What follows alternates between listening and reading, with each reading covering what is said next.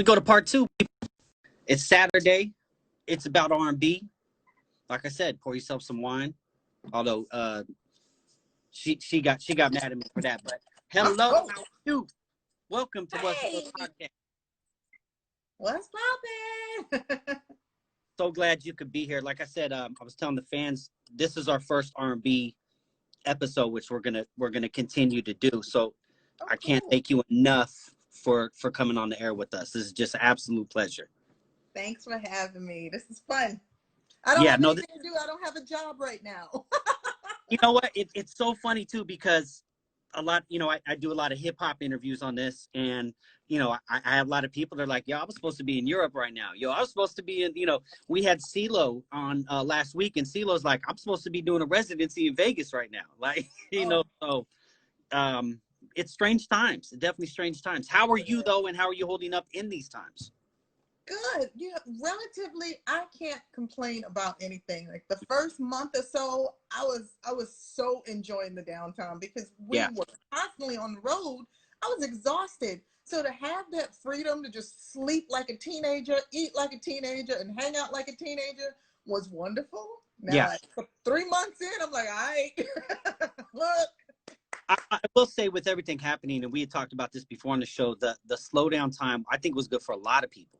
Oh, yeah. Yeah, I think the world needed a break. The world needed a break, and it came just in time, sadly, at a cost to many lives. But you know what? We needed a break, and now we got it. Now I'm hoping we can move forward, re-energize, recharge, equal, happy, pain-free. Just, I'm praying on that. I'm really praying. Yeah, absolutely. I say I live in Los Angeles, and one of the things I saw with this break, the smog, like our air quality has been amazing. I heard. Yeah, like there are animals and birds and all kinds of species that's like, hey, what's up? I'm still here. Let's procreate. So, it was definitely interesting. But yeah, it's unfortunate it had to happen like this. I think, though, too, it was a good time, again, with the slowdown, for us to learn a lot about ourselves and the outside world. Because I think, especially with technology, and I love technology because here we are talking to you, live on Instagram, but everything moves so fast. Yeah, it really did. It really did. And the grand scheme of things is still moving fast. It's just moving from the inside now. I mean, granted, you can't perform, but everything is starting to get back into the swing of things. I think, of course, entertainment will probably be the last element to get back on track, only because, of course, the crowd situation and the close proximity. But for the most part, the world really hasn't skipped a huge beat, but it just slowed down enough to catch up to all the other beats, to grab everything else that we left behind. Yeah, absolutely. So what is, I guess I should say, let's take it before. You were on the road a lot before all this happened. We stayed on the road. But what is that like, in 2019, 2020 for you, especially because you guys have been on the road since what? I think 92, somewhere around there. Well, we started in 92. We took a break around 98. And since 2005, we've been on the road nonstop. So how's it changed for you being, that you've been doing it this long? The stage hasn't changed at all. Like, the stage hasn't changed. What has changed are my knees and my stamina. Like, literally, I have to work out now. Like, back in the days, in my 20s, I could sleep all day, hang out all night, hop on stage, and bust it out. Now I need recovery time. Because I have a 15-year-old. I'm on the road, not sleeping. Hell, I'm almost 50. As a matter of fact, shout out to Coco. Today is her 50th birthday. I just saw that. Yeah, just said happy birthday. Yeah, so we're not spring chickens anymore. As far as getting on that stage, we can still sing, we can still dance. It just feels different afterward. You might have to sit down and rest a little longer. Yeah. Now, make sure you eat to keep your sugar up. Now, mentally, though, how has it changed for you? Even, having to prepare and recover that a little bit more. Does it mentally, does it still feel like you're 20 years old out there?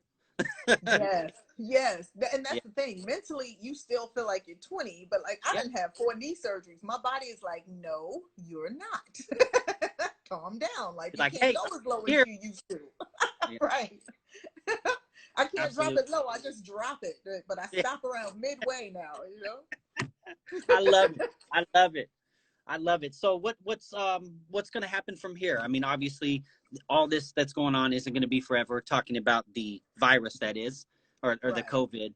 But what is going to be next once everything? Right now, for SWV, what we're planning now are, of course, now the new fan thing is virtual concerts. We haven't been on the road since February. I think our last show was February 29th. We had to cancel everything. It's all been moved to 2021.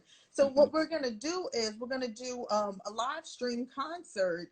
I think it's not next month. Believe it's in July. But what we're going to do is put that on so that our fans can still see we're out here. We're not disappearing. When we come back, we'll come back even better. You'll get an even better show. But here's a taste of what you're going to get when we come back. And this is just a sample. So we're doing that. We're working on putting together our biography. Actually, SWV is in the works with our biography. And it seems like people may already know a lot about us because we did the reality shows. But trust me when I tell you, honey, that is just the tip of the iceberg. I mean, like this much. Very interesting. Very interesting. Okay, yes. that's exciting. I got to ask you about why you don't see, or why you think we don't see a lot of R&B groups nowadays.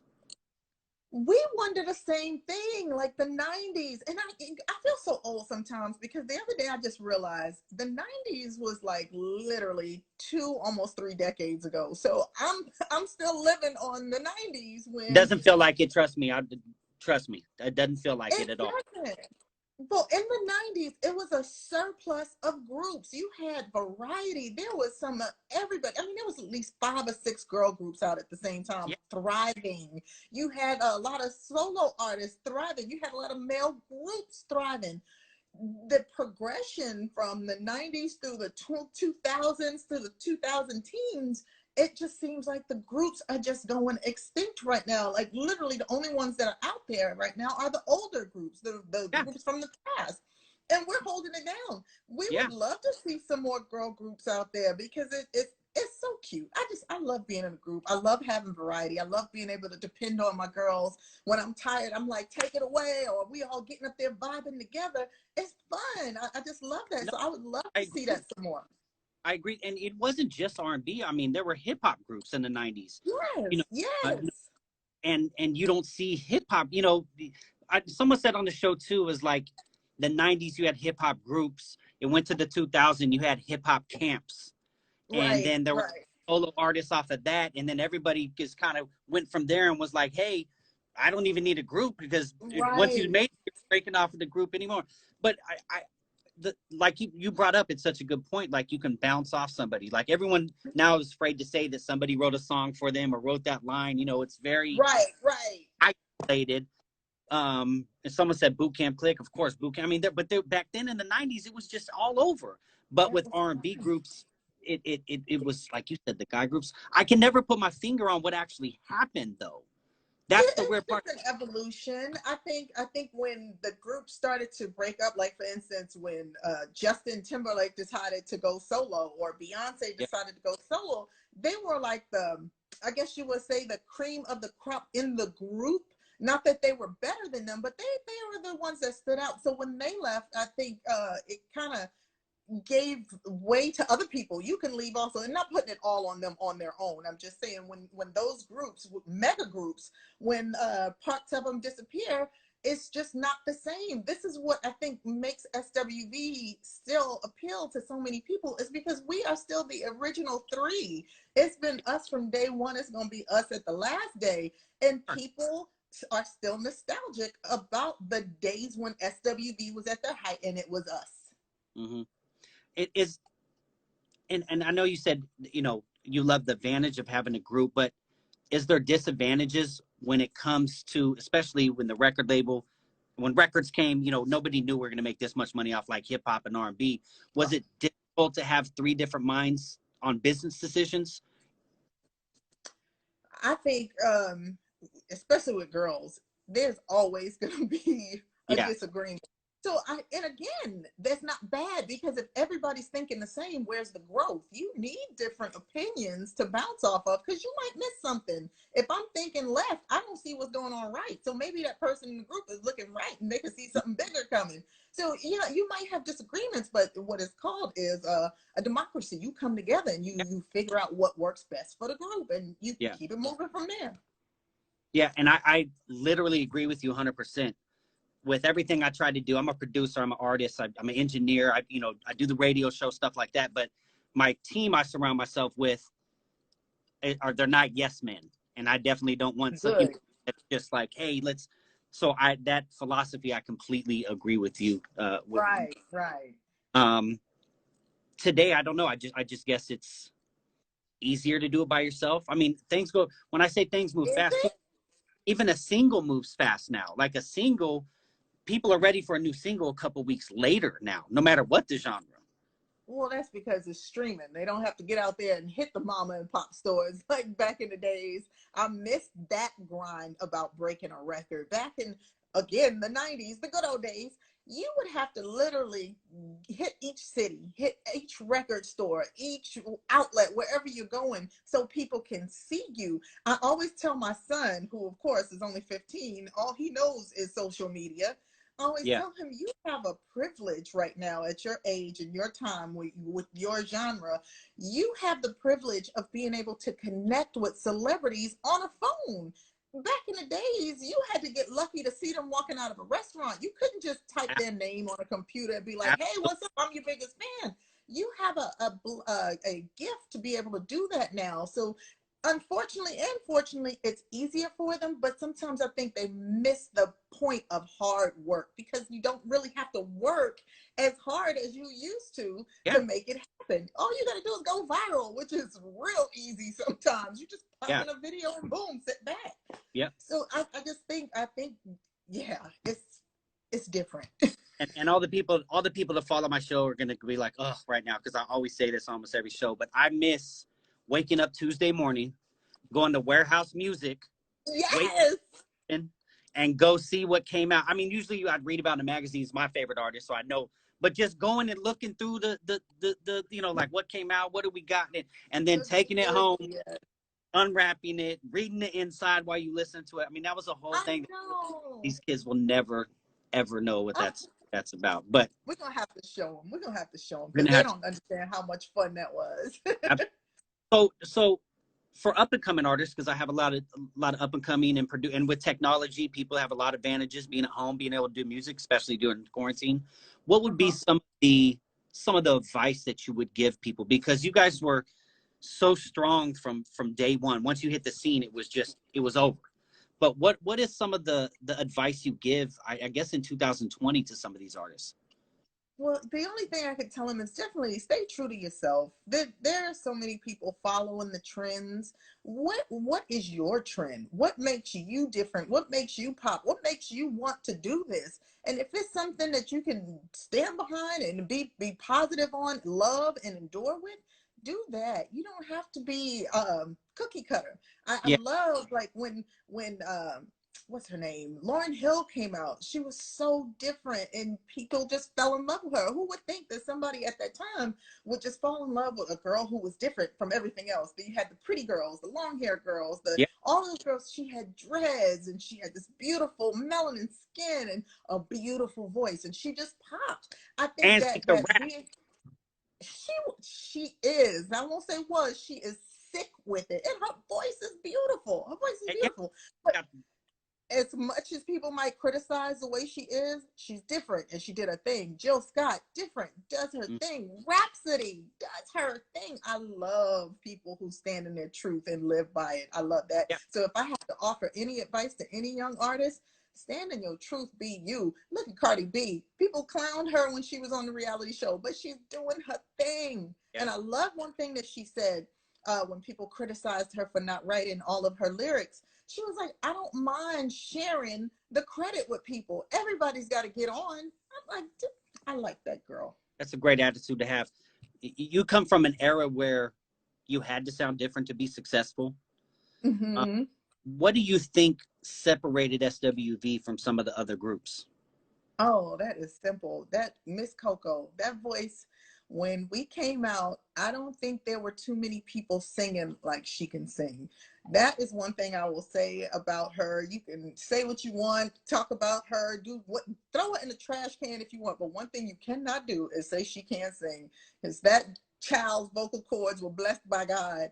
I've never heard her hoarse. I've never heard her not be able to hit her high notes. I've never heard her not be able to, even with a flu, she can still sing her butt off. And that is what that was our little ace in the hole right there. No matter what she did, you fell in love with her voice.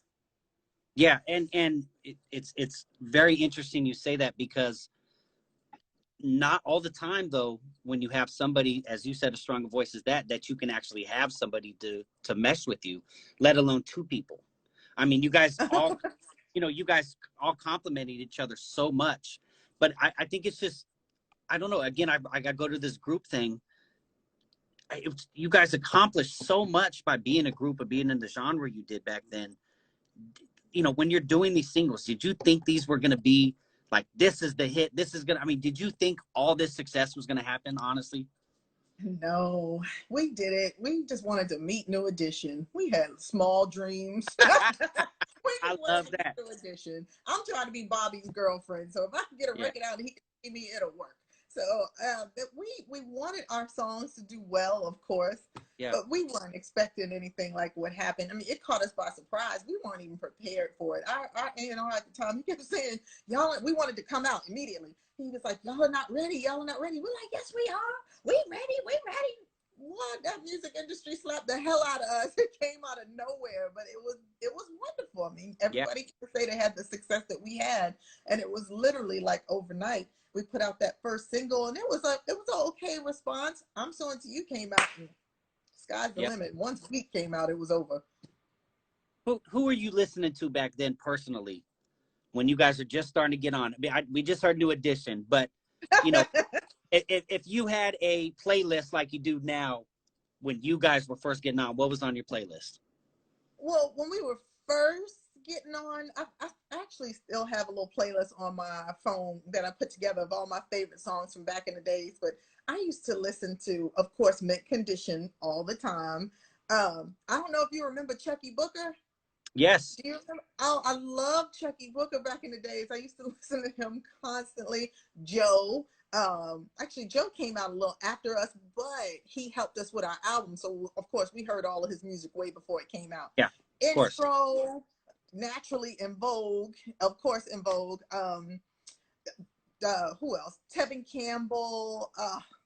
Naturally, I gotta say Bobby Brown, because of course, actually, I'm still listening to Bobby Brown's first album, King of Stage. Oh yeah, absolutely. I love Absolutely. the album. I don't care what nobody say. You can't say nothing bad about Bobby Brown. That's my boo.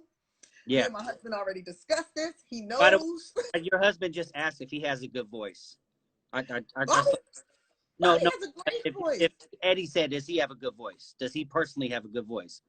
My husband Eddie. Yes. Oh yeah. You know He what, he Eddie? he put that in the comments. He asked if he Who had a put good. that in the? Oh, look at him, babe. Get out of here. He's all in my business. No, Bobby Brown has no voice. I was just playing his first album for Eddie, and I'm still like, what is this? That was '86. I'm still singing every word to every song on his album because I am So, a loyal fan. I was blessed. I actually was able to do 2 studio sessions with Bobby Brown, and at one of those studio sessions, he actually is on the song with He us. mentioned me. I, I mean, you know what? Maybe I think even no, very blessed, very talented. That's amazing. No, I always want to know kind of people's playlist and what's in their mind when they're doing music. Do you listen to do you listen to your own music? I do. You know Yeah. what? I didn't really listen to the early stuff. One time I was driving to Atlanta and someone just told me to pop in SWV. So I literally listened to every album from the very first one to the last one. And I was just blown away. Like I said, I was listening to Coco when we were 20 and 21. That girl was incredible. I can see how people gravitated toward her voice because it was ridiculous. But recently I mostly listened to the last two albums, Still and I Missed Us, because those were two really good albums that we put out. And unfortunately, they weren't promoted the way they should have. But if you get a chance, listen to those albums. You'll be like, why aren't these songs platinum? Yeah. Yeah. You know, it's interesting because a lot of artists that we have on the show, they say, I can't listen to my music. Like I'm there, you know, in studio and this, and it's a, I mean, I would probably say 75 to 80% of the artists that we talk to say they don't listen to their own music. Yeah, I didn't listen to it back in the days, but now that I'm older, I'm more mature, I have a little bit more time, I drive more, Yeah, I'm headed to school to get my son, I'll pop in some music. Now, I don't listen to it every day, all day, no. of course. But I listen to it. I think the songs are kind of hot. I mean, it's good. You know, I guess it's just what I always attribute it with sometimes too is like as a producer, I heard that song from the very first hi-hat. Yeah. And it was recorded to when it was mixed to when it was mastered and then promoted, and by that time you're just like, oh my god, this song is It's so driving me crazy. Yeah. Yeah. I crazy. remember one time I was in Brooklyn. I was going home in Brooklyn, and at that point, New York had three very good radio stations. 97, Z100, and 98.7 were the top three stations in New York at the time. And I turned on Hot 97, and Week was on. I was like, oh, I heard the song enough. So I turned to 98, Week was on. So I'm like, oh my God, I know I'm not going to hear it on this station. I turned to Z100, and Week was on. I was like, who has a tape? Yeah, this. So you're originally from New York, correct? Brooklyn, New York, best side, do or die. What was that like growing up, and I guess doing what you ended up doing? What was it like coming up out there? Brooklyn back in the 80s, 70s, and 80s was tough. It was tough. So I wouldn't trade it because it made me who I am. I was able to endure a lot. And still to this day, I have that tough skin because of Brooklyn. Brooklyn, it puts you on your back. But if you can withstand it, you come out dope. I don't know if I could raise my kids in New York now because I want grass. I want my babies to walk around barefoot. You can't do that in Brooklyn. You get glass in your feet. Yeah, But Brooklyn is the bomb. I mean, I wouldn't trade it. I love Bed-Stuy. I love the people. I love the city is just a dope city, and it's gonna always represent my life. I got all my Brooklyn hats downstairs, my Brooklyn yeah. T-shirts, everything. Brooklyn, Brooklyn, Brooklyn. It's growing up. One day I'd be in Dickies and Chucks, and the next day I'd be in Cargos and Timberlands, and you know what I mean. Good One old thing, days. hip hop, and it was such, it's still such a fashion, you know. You remember Lee's? Oh yeah, oh yeah, oh yeah. How many colors did you have? Out here though, it was, my leaves were for creasing, but I did wear a lot of Dickies and like Chucks. Or, I'm Southern California, born and raised, but Yeah. I thought I was a little East Coast rapper growing up. So, I mean, I had to go out there. I had to go out there in the bubble vest and the Timberlands, you know what I mean? And, it was all good. It was all good. But I want to talk a little bit about artist development. Okay. And how important that is, and maybe what we're missing right now. Tell the people a little bit about artist development training, media training, microphone etiquette, live microphone etiquette. It's priceless. It's priceless. And again, I guess the new way of doing things, you don't have labels that are prepared to invest in artists anymore. Of course, now everything is a 360 deal, but back in the days, that was a requirement. You had to be able to promote your record, and to do that, you needed to be groomed if you weren't properly trained prior to coming, or at least have a notion of how to stand in front of a microphone or talk to someone. So I remember when RCA signed us, I guess we were a little rough around the edges. So they kindly put us in etiquette classes. Brooklyn Yeah. and the Bronx was standing out, I guess. They needed to make us a little smoother around the edges. And yeah, but it was priceless training, because once we sat there and they explained to us how we should do it, I realized immediately how we were doing it and why it would look different, or it would come off as not knowing or less whatever. Yeah. So it was priceless training, because they sat there, they taught you how to handle rude questions or something that would come offhand at you. They taught you um, how to, I guess, redirect questions that you're not comfortable with. It was really priceless training that we still have to this day. Sometimes when I hear people do interviews, I just want to hold them, you know? Well, and then the media, you know, can twist anything you say, no matter. Yeah. You got to be You, prepared. Like, you have to be prepared to redirect, control, all that stuff. So yeah, media training I think it's a necessity, and I think it needs to come back. Maybe somebody needs to offer that online. yeah, I'm sure it has somewhere. Everything is online now. Did you ever get to a situation where they're like, you need to do this, and you're, because the label, I mean, it's such a crazy business. So, as you know, but they were like, hey, you know, we made it this far for a reason. Why do I need to change this? Did you ever butt heads with any of the development process? No, not us initially. I think, well, no, not really. Only thing that our A&R wanted us to do was he literally was worried that we weren't prepared to go out there again. That's when they put us through the etiquette training, and they just wanted us to be ready mentally. And so we didn't really have to butt hard. It was just like, we want to go, let us go. And they're like, okay, you're not ready, but if you really want to go, okay. Yeah, absolutely. So I see, by the way, people are going off on these comments. I don't know if you're seeing it. Oh, I'm trying to read them and talk, and I yeah, can't I know, me too. I'm glasses. Any new music coming? We are planning to do some new music for the biography. Once we put that out, we're going to have our own soundtrack to our biography, so people can hear some good music along with the old stuff. That, of course, we have to talk about the old songs, and we're going to put out some new ones with it. Okay, how has that been doing the biography? Because it's not. We haven't yet. Okay. We haven't started yet. No, we haven't started. We're in the works speaking to people about it. But our biography, we figured if we're going to tell it, we got to tell it. And we don't want to cut any corners or miss anything. Like I said, we've done 2 reality shows, so people really think that they know. And we did Unsung, so people think they know our story already. But our story, we are 3 different people. Coco, Lily, and myself, we are 3 different personalities. And we each have our own personal storm stories that people don't know about. And then, of course, you have the collective. So as far as the collective is concerned, that's what people have been seeing on these television shows, but they've only seen like a pinch of it. So once we put it all together, we're going to need more than 2 hours. That's what we're working through. We can't do a biography and just do a 2-hour special. There's not enough time to tell our story. We need like 2 weeks. Is it nerve-wracking putting together the stories like that, kind of, because you're kind of low-key reliving it by putting it down on print? Is it nerve-wracking going back to some of those times mentally?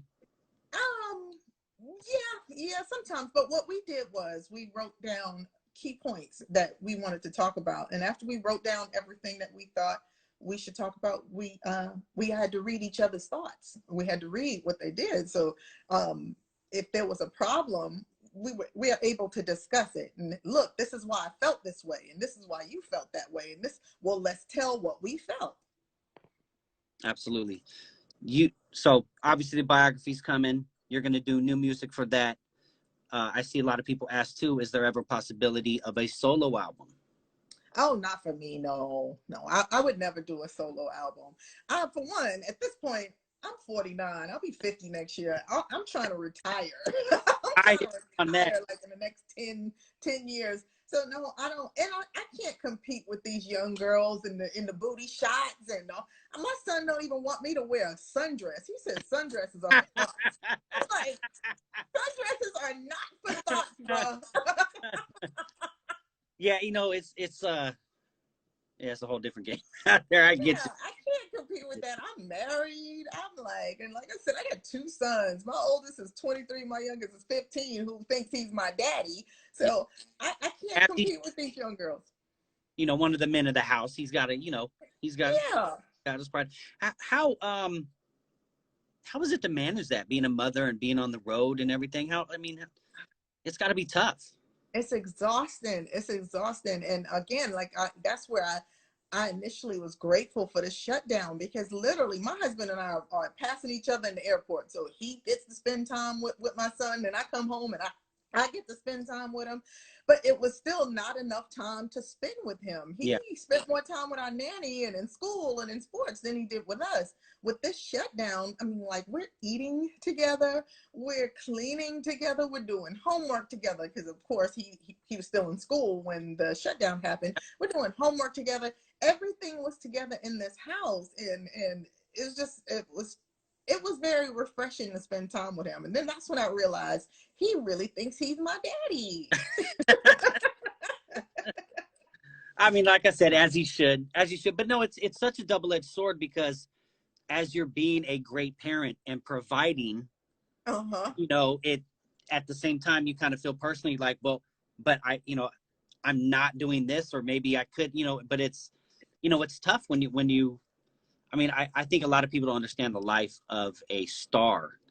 You're right. It is tough. And it's a difference. Like my oldest son, like I said, he's 23. When he was a baby, my husband was at the height of his career, traveling nonstop. I was traveling nonstop. So he didn't see us as much. And he felt like we weren't there enough. But my youngest son, who was born in 2005, we've always been gone. He's like, Toodles, why are you still here? Like, get out. You're crowding my space. That's just, I mean, but again, maybe because, again, the information's out there, what you're doing, it's seen a little bit more that like, hey, this is, that's the one thing I was going to say about the technology is we can now see how hard the artist really works. Before, like you said, you would barely even be able to see him come out of a restaurant. Right. But now we see people in the studio. We see, like right here with you right now, we see him in real life. I know a lot of people are asking about this versus battle and if SWV is ever going to do a versus. But even with those situations, you're able to see the artist like on their platform, not on a stage and everything.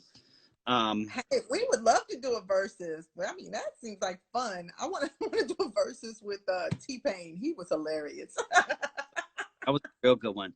I loved it. We brought up Lauryn Hill, but another one that I love was what Jill Scott and Erykah Badu did. They killed it. That was so fun to watch.